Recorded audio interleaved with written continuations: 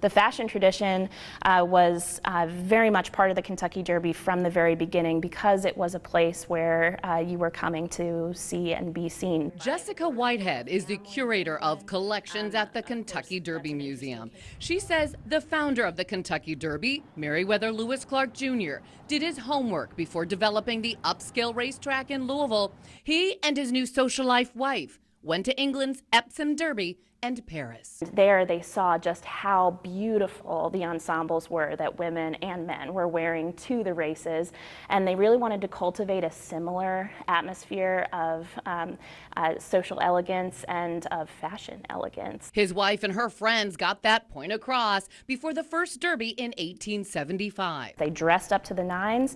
They all got into a beautiful open carriage and rode around the streets of Louisville, encouraging people to come out to the Kentucky Derby dressed in their finest. For those early derbies, fashion would have looked something like this. Hats for men and women were a part of everyday ensembles. In the 1940s, the designs became bigger and brighter, racing fans hoping to catch the eyes of the media. That journalists would immediately, pick you out of a crowd and say, "Oh, I want to feature you in the Courier-Journal." In the 1960s and 70s, people stopped wearing hats every day, but not at the Kentucky Derby. Here's Barbie at the 135th Run for the Roses.